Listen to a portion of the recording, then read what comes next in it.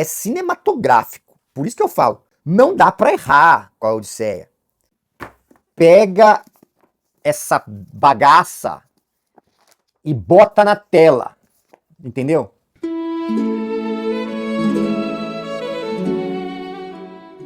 Nossa série homérica continua e dessa vez nós vamos embarcar na jornada de Odisseu ou Ulisses de volta para casa depois do cerco de Troia ter acabado e assim também a cidade destruída. E apesar de ser um poema antigo e clássico, eu vou te provar que ele é o mais fácil de adaptar para qualquer versão que você queira fazer, principalmente em tempos de adaptação para o cinema que teremos ainda neste ano de 2023. Então, eu vou aproveitar esse ensejo e nós vamos contar a história aqui de Odisseu e eu vou te mostrar como só precisamos ter respeito e capricho na hora de fazer uma adaptação fiel. Beleza? Pois muito bem, meu nome é Michael Jareta, você está aqui de volta no Refúgio Eremita. Na última vez nós nos encontramos para falar da Ilíada de Homero e nós vamos continuar nossa saga homérica agora com a história de Odisseu, com o poema Odisseia, o clássico da literatura universal, o clássico formador de uma cultura ocidental. Um poema que era declamado em praças públicas para a população, que em determinado momento precisou ser transcrito para que nós tivéssemos acesso ao que temos hoje, né? Obviamente, com as devidas ressalvas, disclaimers ou qualquer coisa que nós possamos colocar aqui, adaptando para a melhor compreensão do que é essa história. Como eu já tinha comentado com vocês anteriormente, lá na Ilíada, eu estou baseando-me na versão, inclusive recomendada lá no outro vídeo, do Frederico Lourenço, que é um tradutor português, que fez aqui um trabalho espetacular para fins de compreensão e manutenção da fidelidade da história em si, manutenção do teor máximo do que pode nos entregar este poema, tá bom? Se você ainda não teve acesso, já vou repisar aqui. Venha com o Frederico, faça a leitura por ele, tá bom? Depois, se você quiser se aprofundar, você vai em outras edições com um texto um tanto mais complexo. Pode ser? Talvez. Mas beleza, vamos lá. Antes de a gente começar, vem dar like. Clica aqui no sino para notificações para novos vídeos. Acompanhe o canal. Siga o canal. Por quê? Porque nós precisamos ser enxergados pelo algoritmo do YouTube. Ainda mais num nicho tão limitado que é o nosso nicho de conteúdo que fala de livro. E ainda pior, quando fala de conteúdo de livro ainda com vídeos longos, que é o meu caso, porque eu não consigo fazer vídeos rápidos quando a gente trata de literatura. Até seria um tanto quanto desonesto da minha parte chegar aqui para vocês e ficar fazendo vídeos aleatórios de pílulas unicamente de coisas literárias, não é mesmo? E isso, na minha concepção pessoal, creio que não seja agregador em nada. E como a minha pretensão aqui do canal não é unicamente aprender, mas também compartilhar o que a gente aprende, deixar aqui um legado de conteúdo educacional para vocês, né? Para que você tenha, assim, de alguma maneira, um lugar para pesquisar. Entende? Algo que te dê substância. E nós vamos fazer isso com algo que é muito clássico e basilar para que você comece a ter um aculturamento elevado. Nada melhor do que falar de Homero, não é mesmo? Homero é o autor principal do Ocidente quando a gente diz respeito à gênese dessa área do conhecimento, certo? Pois muito bem, vamos começar. O poema da Odisseia, ele, de certa forma, ele é até menor do que a Ilíada, mas ele tem uma característica bem diferente da Ilíada. No caso da Ilíada, nós percebemos que há um poema que não traz nenhum tipo de situação positiva do poema no que diz respeito ao enredo, aos acontecimentos da história. Na verdade, há o quê? Uma tragédia, literalmente, uma tragédia grega na Ilíada. E aqui já existe uma outra roupagem. Aqui nós poderemos dizer que temos sim um arquétipo, um estereótipo, uma estrutura de comédia. Porque apesar dos gregos terem aquela vitória no final, entre aspas, porque ali, na minha concepção, ninguém saiu ganhando, né? Houve muitas mortes, houve fuga, houve destruição, houve quebra de estruturas, houve, muitas vezes, o capricho dos deuses que culminou nesse conflito, que daí, em algum momento também, os homens acharam que os deuses iriam simplesmente esquecer dos favores que eles fizeram nos momentos de batalha para os seus humanos subordinados ou queridos, preferidos, enfim. Esse tabuleiro, ele foi mexido, né, de forma que os deuses conduziram para os resultados que ali foram obtidos na guerra. E aqui na Odisseia não vai ser muito diferente disso. Mas temos aqui uma jornada de um personagem. O principal personagem aqui é Odisseu, ou Ulisses, numa tradução mais latinizada da coisa. Por quê? As pessoas às vezes fazem confusão quando a gente trata de deuses. Os deuses primevos, os titãs, depois os do Olimpo, eles têm os seus nomes bem definidos no poema de Hesíodo, né? Que é a Teogonia, tá bom? E lá os deuses eles são nomeados nos formatos gregos que a gente mais conhece, por exemplo, Zeus, Apolo, Atena, Hera, Ares, Ártemis, enfim, e todas as outras divindades e abstrações que ali são enumeradas, certo? Quando eu menciono a latinização dos deuses, é porque no momento em que há essa junção das culturas grega e romana, os romanos, para facilitarem a compreensão e até mesmo darem uma sensação de assimilação melhor ao que são esses deuses, eles rebatizaram essas entidades, os personagens, enfim. Exemplo de rebatismo, as pessoas que às vezes não percebem. Hércules, por exemplo, é um caso muito clássico de rebatismo, porque Hércules é o nome latinizado do personagem Heracles, das peças do teatro grego, certo? Por exemplo, aqui na nossa história, Odisseu, que será nomeado como Ulisses, tá bom? Ah, por que é Ulisses? Porque Ulisses tem um nome etimológico. Na verdade, o nome Ulisses não tem um significado simbólico. Não sei por que foi dado esse nome, na verdade. Mas o nome Odisseu, sim. O nome Odisseu ele tem todo um simbolismo do porquê que esse nome foi dado a ele. Não é por acaso que esse nome foi dado a este personagem. Quem o batizou foi o avô de Odisseu, no momento do nascimento. Por quê? O avô ele tinha algumas coisas dentro de si, ele era um cara que odiava várias coisas. E no momento do nascimento de Odisseu, ele simplesmente batizou o garoto com esse nome.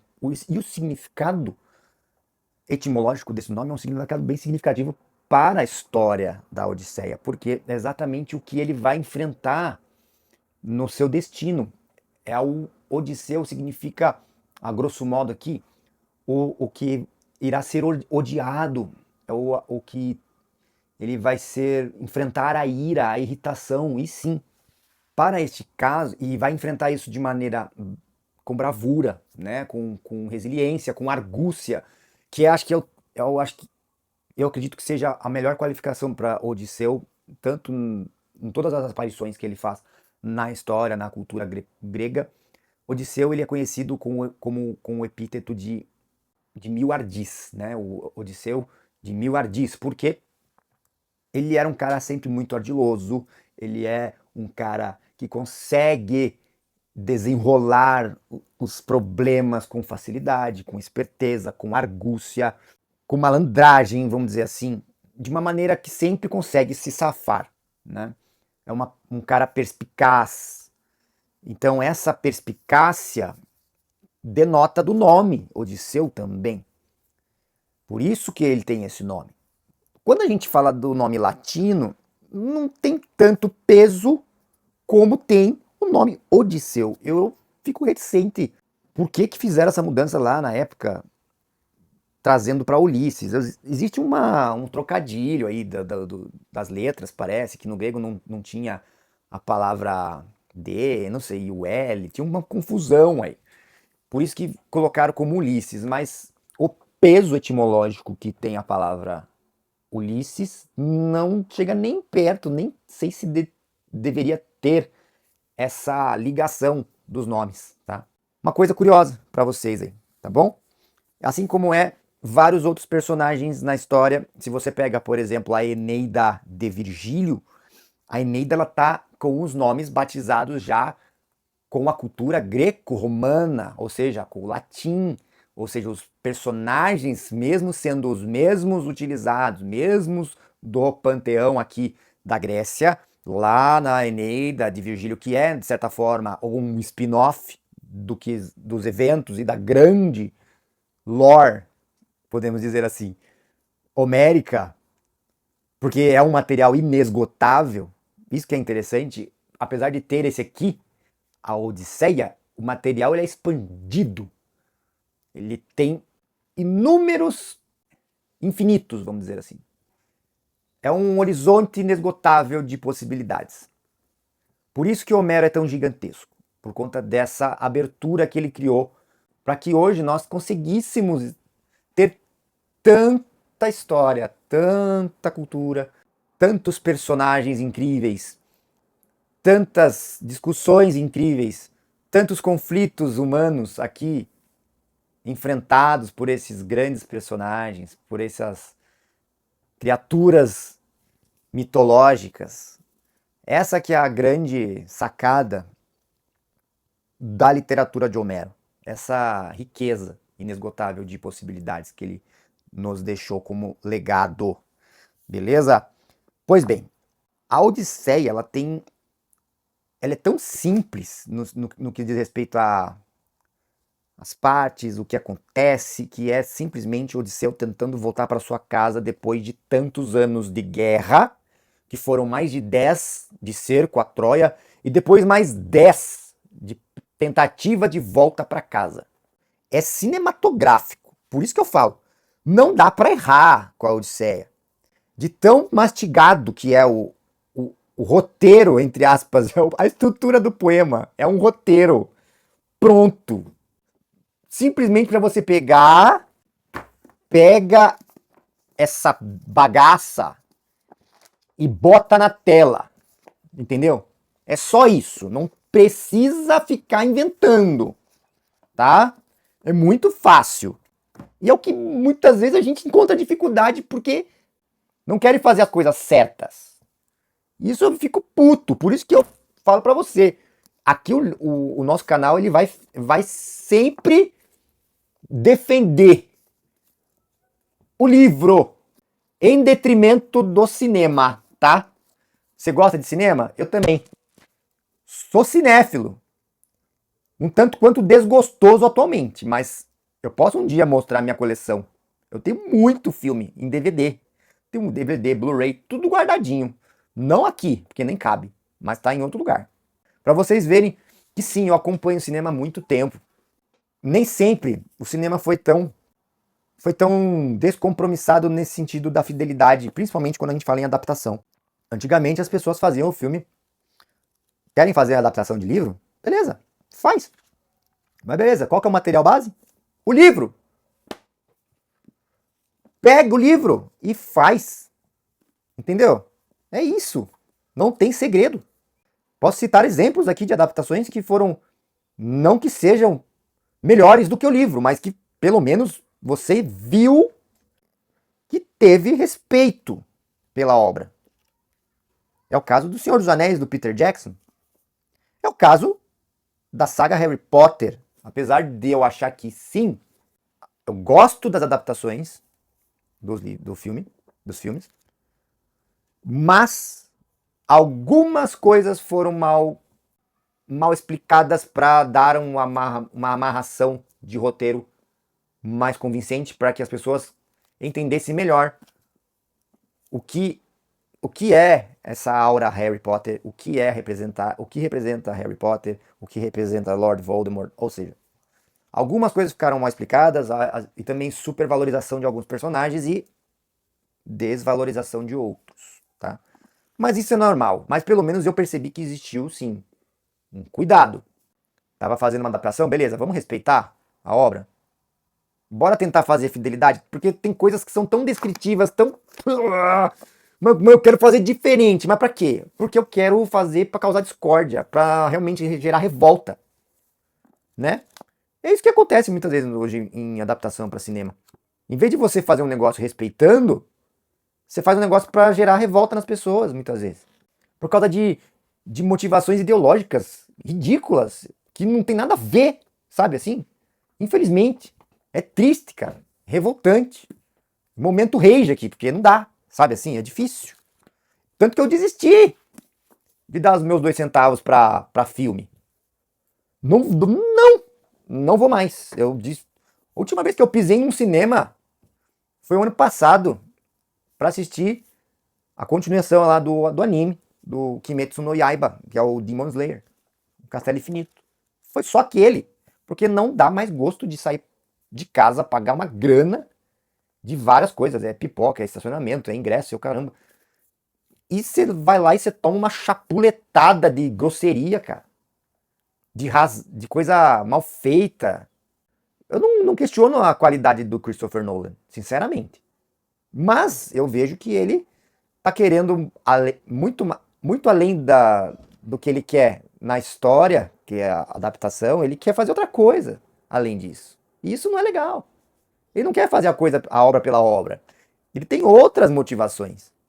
Entendeu? É muito difícil. Mas aqui fica meu registro, né? Tem um episódio preambular da Odisseia que muita gente fica assim, pô, isso aqui não precisava ter isso daqui. São os 5 primeiros cantos da Odisseia, que é nomeado como telemaquia. A telemaquia nada mais é do que um prólogo, na minha concepção, extremamente acertado, em nada desconectado com a história, apesar de muita gente falar que não tem nada a ver. Foi uma coisa meio que enxertada, mas eu vejo que não, na minha concepção, porque vai servir para dar peso contextual das motivações de Odisseu e Telêmaco no momento em que eles conseguirem chegar em Ítaca e fazerem o que eles vão fazer. A telemaquia nada mais é do que a jornada de Telêmaco provocada por Atena, que quer que Odisseu volte para sua casa, né? Porque Odisseu é um dos preferidos de Atena. Atena, o tempo inteiro, ela vai estar presente na Odisseia para fazer toda sorte de articulações, vamos dizer assim. Ela vai ajudar Telêmaco a chegar até as ilhas outras dos aliados gregos para perguntar do pai, dar a notícia, na verdade, de que o pai está vivo para os aliados, porque Atena fala com Telêmaco de maneira angélica, ela se transforma ali em um ser lindíssimo, Atena dos olhos verdes, dos olhos claros, é incrível o epíteto de Atena. Atena é o... O pessoal fala muito de Atena, deusa da justiça, mas não, cara, Atena era o bicho era embaçado. Oh, bichinha difícil, era turrona, ela não era uma das deusas mais presentes nas tretas todas que aconteciam ali nos conflitos entre os deuses. Atena era foguete, cara. E não diferente aqui, ela vai conduzir, ela vai levar Telêmaco até as ilhas ali de Menelau, já com Helena reavida depois do suposto sequestro de Paris, né? O príncipe de Troia lá. Eles voltam para lá. Fica sabendo, inclusive, que Menelau é assassinado, né? Houve uma traição ali da esposa com outro cara. Então, dá um salseiro danado, né? As consequências pós-guerra de Troia são bem ruins para praticamente todo mundo. Ninguém ali ficou muito bem na fita, não. E Telêmaco vai ali falar com o Menelau, com Helena, né? Avisando isso. Para tentar aí juntar uma galera para o ajudar nessa jornada de procurar pelo pai. Certo? E esse ponto é muito legal, porque há vários episódios interessantes, várias conversas bem interessantes no poema. Não é nada desperdiçado, vai dar sim o subsídio correto pro peso narrativo da história principal. Ítaca está sendo, de certa forma, dilapidada pela ausência de Odisseu por tanto tempo. Telêmaco, hoje já na sua um pouco mais quase na vida adulta, um garoto que está observando sua mãe sendo cortejada, assediada pelos pretendentes ali da região, e vendo também que esses pretendentes montaram um acampamento no palácio de Odisseu, gastando, comendo, bebendo, fazendo arruaça, toda a sorte de arruaça que você já sabe, você não precisa ficar aqui falando qual, mas a ideia ali é desposar novamente a esposa de Odisseu, Penélope. Penélope, fidelíssima esposa que ama seu marido. Odisseu ama Penélope também e quer voltar para casa por ela, pelo seu filho, porque Odisseu mal conhecia o seu filho ao nascer. Era um garotinho, tanto que Telêmaco praticamente nem lembra muito bem do pai, de tão bebê que ele era quando ele saiu para Troia. Penélope, mulher lindíssima e cobiçada, porque para todos ali, Odisseu já nem está mais entre os vivos, já morreu.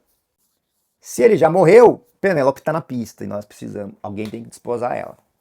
E aí que está o negócio. Ela não quer, porque ela ainda no seu interior, ela tem uma fé gigantesca e persiste em acreditar que seu marido está vivo.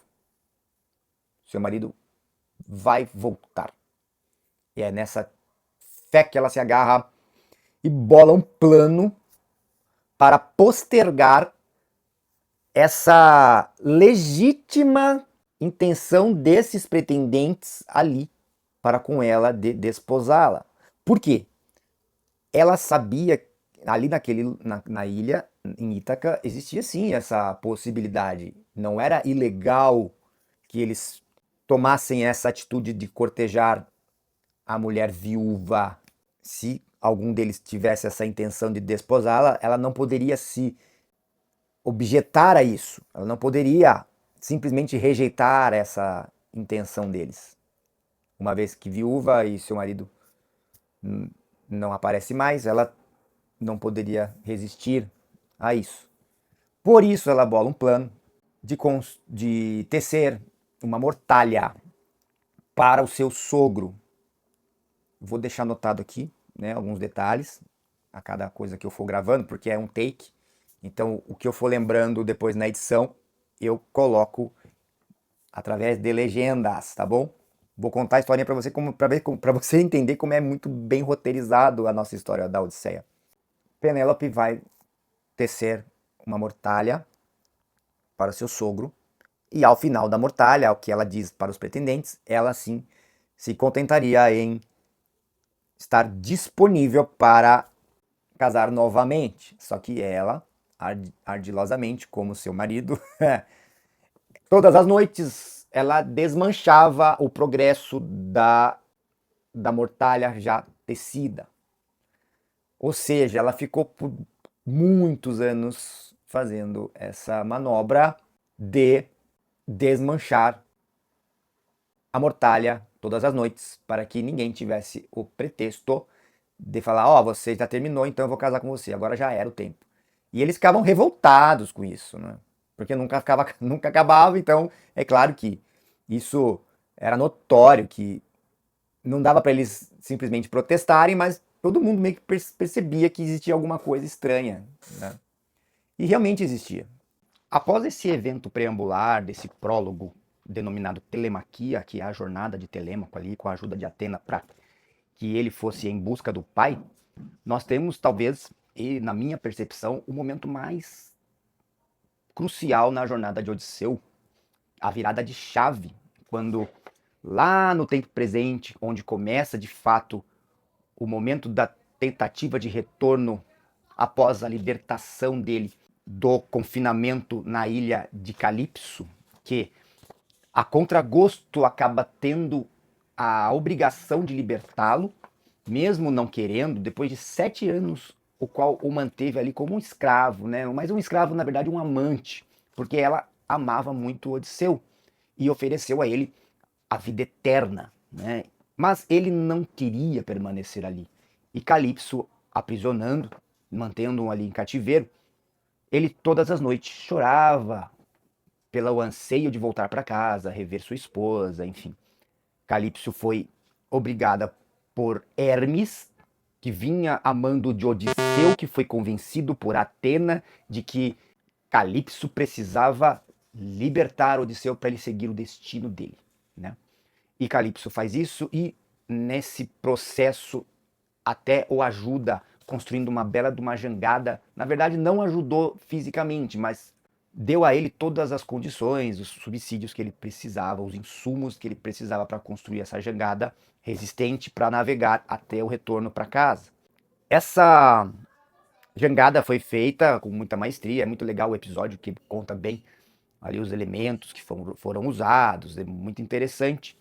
Mas, conforme eu vou comentar depois da relação da jornada de Odisseu, eu vou te mostrar que essa volta com a jangada não vai ser tão fácil, né? Ele vai sofrer também, mais uma vez, o reflexo de uma vida e de escolhas que, na verdade, não eram tão acertadas. Então, sofreu isso pela ira dos deuses, certo? E acabou naufragando numa ilha especial, que é a ilha mais importante dessa jornada da Odisseia, que é a Ilha dos Feácios. É a terra dos Feácios, onde ele vai ter um encontro principal, a virada de chave da personalidade de Odisseu naquele momento, a ascensão do herói, o resgate do herói, das virtudes, dos valores, a transformação humana que ele sofre para conseguir voltar para casa. Estou falando do encontro primordial com Náusica, que é filha de 2 reis importantíssimos aqui do reino dos Feácios. Os reis, né, no caso aqui, os pais de Náusica, Alcino e Areté. Tem valores muito simbólicos nessa trama. Mas primeiramente ele chega todo desconstruído na ilha, como um náufrago, maltrapilho, maltratado, nu, sem nenhum tipo de valor a demonstrar, porque ele está numa situação realmente degenerada.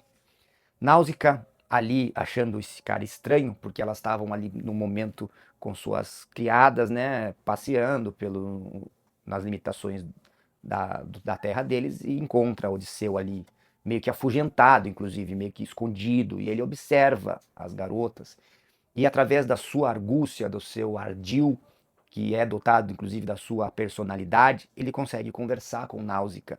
E Náusica, ela é aqui o símbolo claro da pureza, da bondade, do virtuosismo, da pessoa realmente com valores muito bem acertados, uma menina de ouro, vamos dizer assim.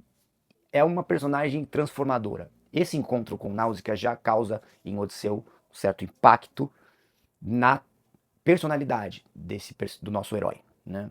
E isso é muito interessante. O poder transformador de uma mente, de uma personalidade que você tem contato e o que ela emana tem capacidade de fazer você mudar e mudar para melhor. Essa aura quase que divina, inclusive os feácios eles têm ali uma linhagem que quase beira ao divino, assim, são povos extremamente fortes, poderosos. E Náusica, conversando com Odisseu, ela acaba falando para ele, ó, o seguinte, nós vamos te acolher, porque existe essa cultura do acolhimento às pessoas que pedem abrigo e ele recebe todo esse acolhimento como se ele fosse direto para um spa.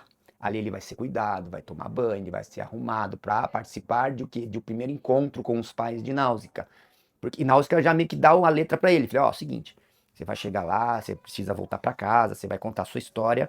E, né, e uma coisa que eu te aconselho, chega na minha mãe, porque minha mãe que vai ter a a melhor escolha para você, ela vai te dar os melhores direcionamentos. Meu pai é um ótimo líder, acolhedor, hospitaleiro, mas é minha mãe que vai te dar aí os, os ditames das coisas que podem ser feitas e te orientar melhor. Por quê? É engraçado, o nome Aretê é realmente um nome muito simbólico, porque Aretê, na verdade, simboliza a virtude, né? O nome de excelência na cultura grega. Então é bem simbólico esse nome na rainha.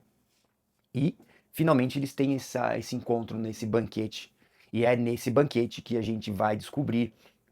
E um plot incrível. Eu não sei como é que vai ficar isso em adaptação, mas aqui é o momento da ação, o momento das desventuras de fato, da odisseia vivida por Odisseu, onde ele vai contar nos detalhes todos os caminhos que ele trilhou até chegar na ilha de Calipso e da ilha de Calipso chegando até os Feácios que ali ele se encontrava. É o momento do flashback, da história contada por Odisseu, da narrativa trazida por ele ali para as pessoas. E é incrível, aí tem vários episódios emblemáticos. Eu até fiz uma colinha para não esquecer os detalhes, porque são vários, né? Tem, primeiramente, eu acho que talvez o primeiro problema que aí gerou toda essa duração prolongada da jornada, que foi a desobediência aos deuses, a falta de compromisso com os deuses, como eu menciono aí em algum momento no nosso vídeo.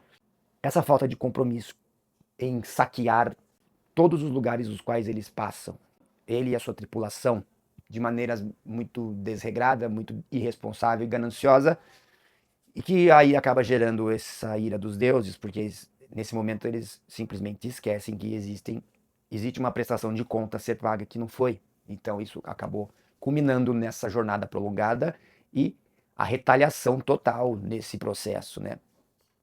A ilha dos esses saques são feitos, eles pegam os despojos ali dos lugares e vão levando, beleza? Tem a ilha dos lotófagos, engraçado esse tradução é interessante porque realmente é a ilha de Lotus, né?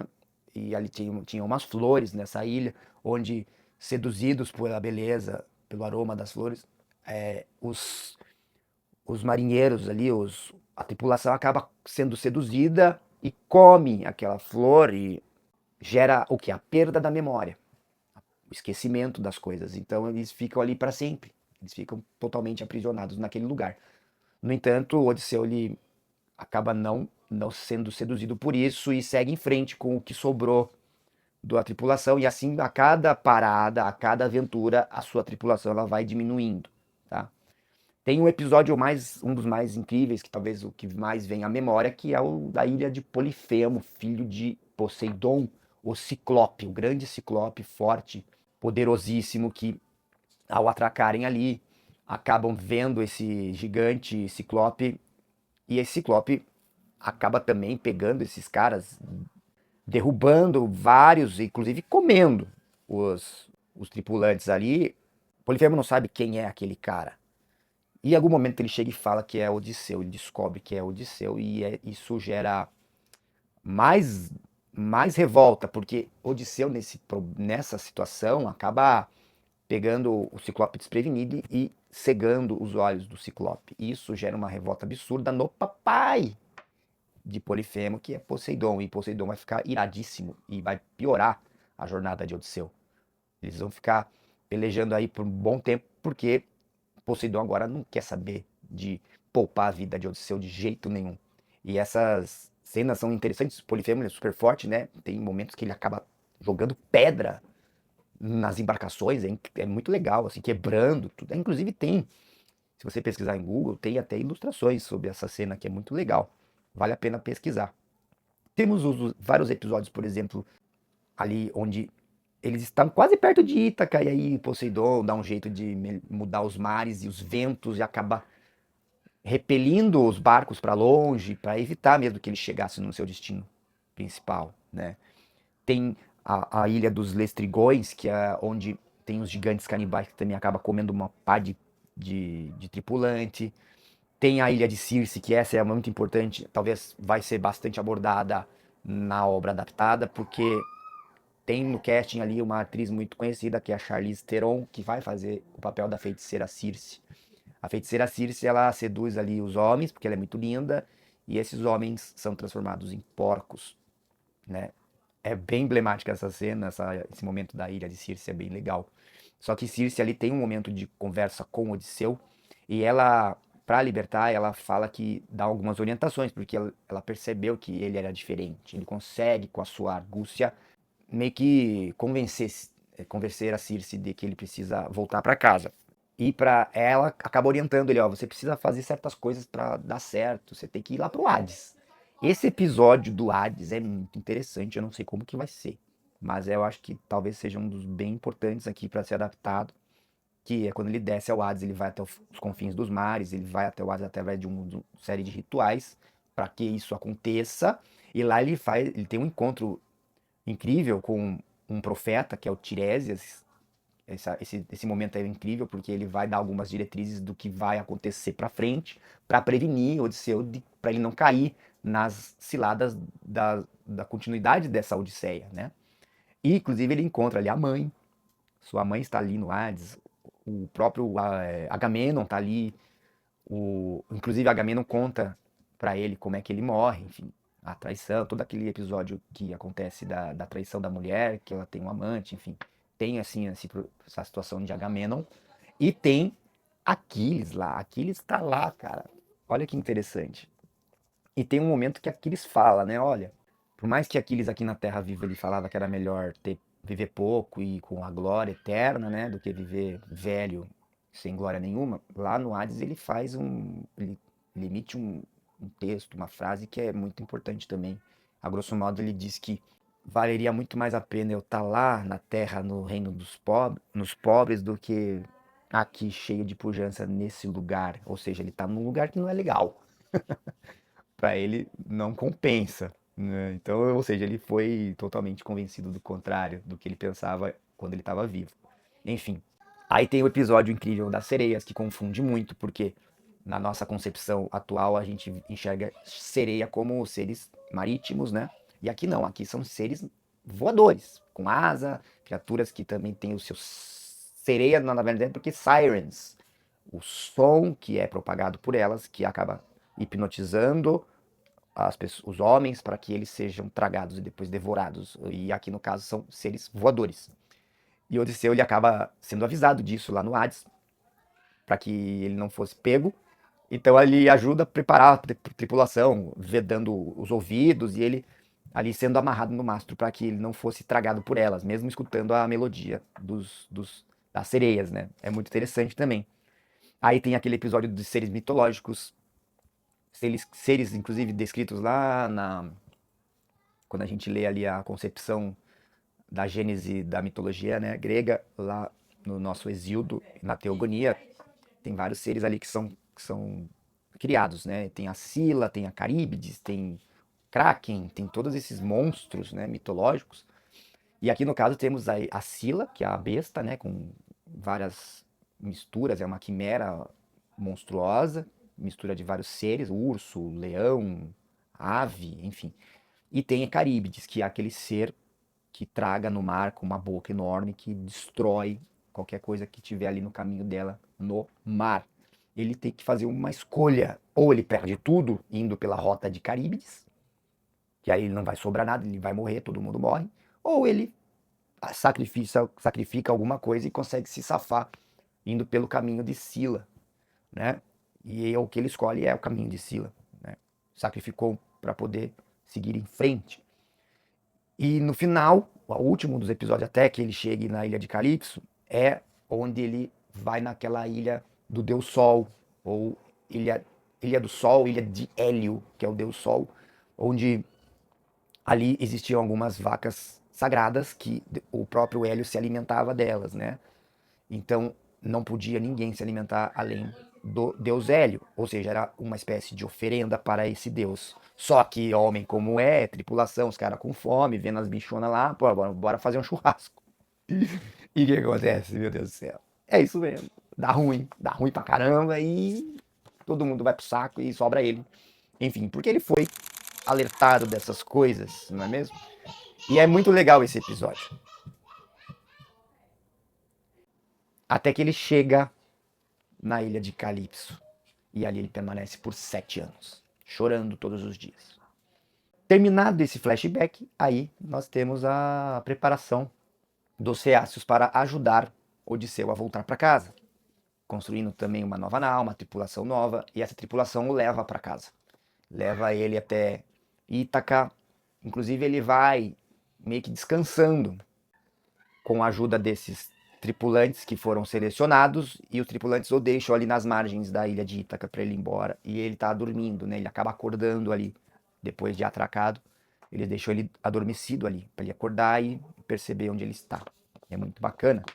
Beleza? E dali para frente ele vai ter o encontro com o primeiro encontro na ilha, que é com Eumeu, o criador de porcos ali, o pastor, né, de porcos de confiança, que vai gerar uma aliança silenciosa, que é a terceira parte e a parte da vingança de Odisseu no retorno para a sua terra. Beleza? Muito bem, para finalizar a nossa exposição aqui, porque a nossa imersão já está bastante longa, mas temos o grande desfecho dessa obra. E é importante a gente pontuar que tudo isso foi feito depois de um longo tempo de investigação por parte de Odisseu, no momento em que ele chega na ilha, né? Tendo o primeiro contato com Eumeu, um pastor ali que, depois de algumas perguntas, até mesmo jogando aquele verde para colher maduro, perceber que existia sim uma rede que ele poderia contar nesse momento de retomada do poder e do senhorio ali de sua ilha. No caso de Eumeu, ele era aquele pastor dos porcos, como eu já tinha comentado, e ele aqui representa, né, uma figura muito interessante da lealdade, de conseguir também fazer a ponte dele, pai, Odisseu disfarçado naquele momento de um mendigo, senhor que busca abrigo, porque era natural nessa época, na cultura dos povos ali, dos povos gregos, helênicos, ou os aqueus, né, como a gente pode também denominar, porque não existia ainda essa nomenclatura do povo grego, e sim as suas polis ali bem distribuídas, enfim. É a cultura de que você não podia negar abrigo a quem pede abrigo, né? Uma pessoa mendicante ou até necessitada, um refugiado. Por isso que, inclusive, quando Odisseu ele acaba atracando lá na terra dos Feácios, existiu esse respeito a essa conduta também. Percebe que existe um apelo moral ali muito grande, uma correção pelas condutas e um respeito pelo que era estabelecido de código de conduta, enfim, né? Isso acontecia aqui, por isso que no primeiro momento, Eumeu acaba acolhendo esse velho sem saber quem ele é, de fato. E conforme as coisas vão acontecendo, ele descobre que é o seu senhor. Descobre que é a Atena que está favorecendo ou disfarçando ele naquele momento. E Eumeu é quem faz a ponte depois que Telêmaco, o seu filho, que aqui ele tenha o símbolo da vigilância, né? Enquanto Odisseu está tantos anos fora, Telêmaco ele está em busca do pai, amando pelo comando de Atena também, porque até então Telêmaco já meio que tinha admitido que o pai tinha morrido. Então, na verdade, Telêmaco ele estava conformado e vendo o seu império, entre aspas, sendo destruído. E para que isso não acontecesse, Telêmaco teve um papel importantíssimo nessa retomada, que era ajudar a mãe, né, na burla da mortalha, né, naquele lance que eu já comentei, inclusive, e vigiando ali as condutas das pessoas que estavam no palácio fazendo todo tipo de coisa que não era legal e que estava dilapidando o patrimônio do pai, da família, né, que era a preocupação maior ali. Inclusive tem frases bem explícitas de que eles estão acabando com as nossos despojos, estão acabando com a nossa riqueza, com a nossa fauna, flora, enfim, comendo bem bom ali, se esbaldando, né? E ele fala isso no momento do poema. E é importante que ele, tendo essa consciência, ele fica bastante inquieto, porém, como ele é muito novo, ele não tem aquela segurança para investir contra isso. Até porque naquele momento não era ilegal que eles continuassem ali. Infelizmente, não era possível expulsá-los daquela situação, porque, em tese, Odisseu estava morto e existiam ali pretendentes fazendo a corte para com Penélope, sua mãe. Aí acontece o reencontro de pai e filho, é muito legal. Eles têm uma conversa ali, lá onde fica o abrigo do Eumeu, cuidador dos porcos, eles se encontram por ali. Há essa conversa, há já a articulação do plano.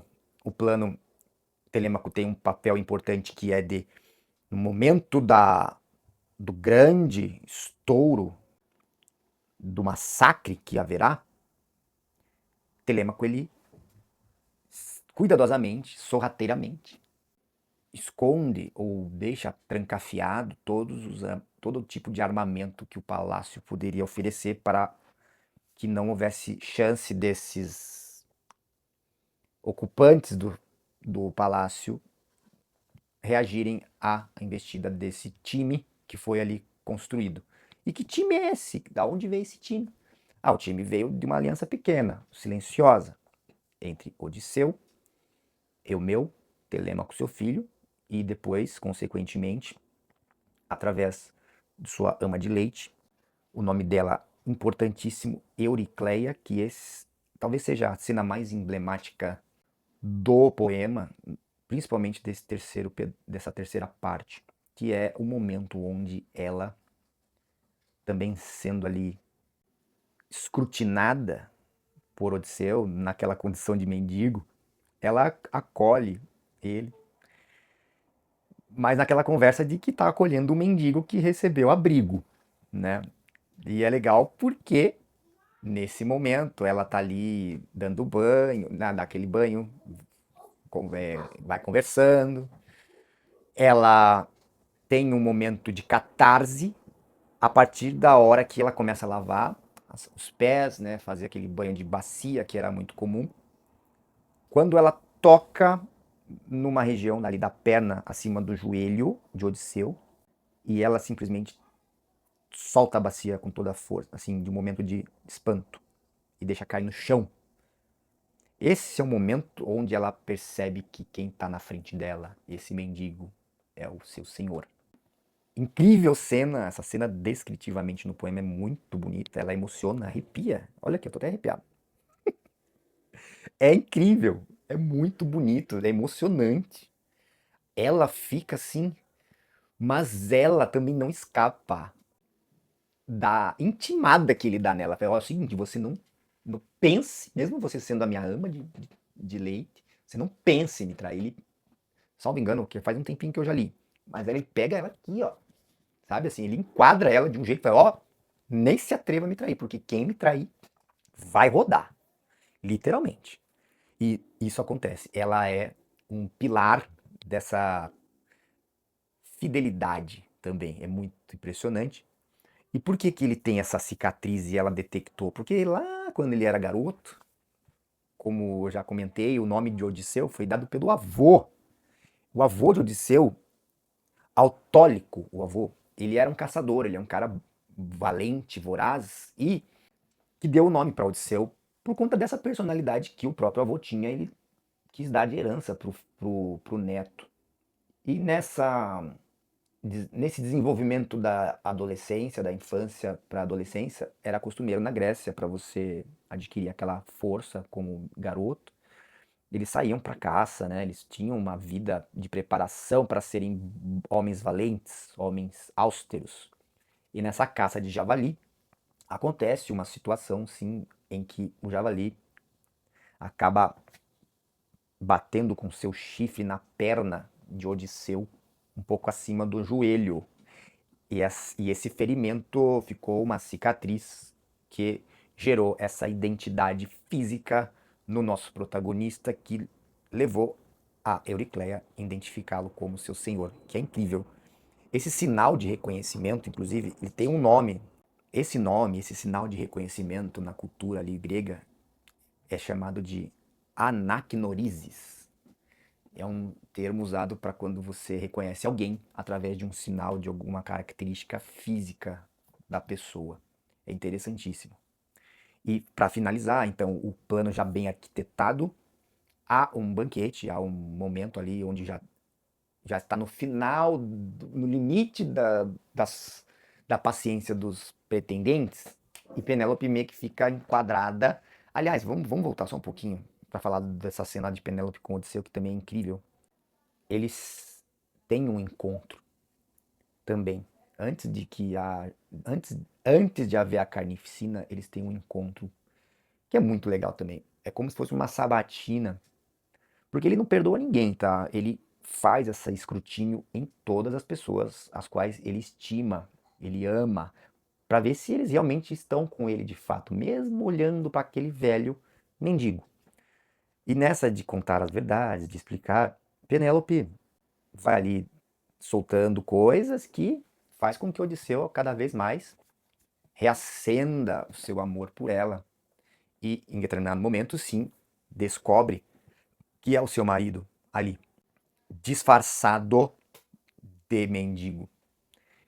E aí voltando pro momento do há um banquete final onde os pretendentes vão enquadrar Penélope, só que Penélope já com o plano estratégico bem definido por esse time, impõe um desafio.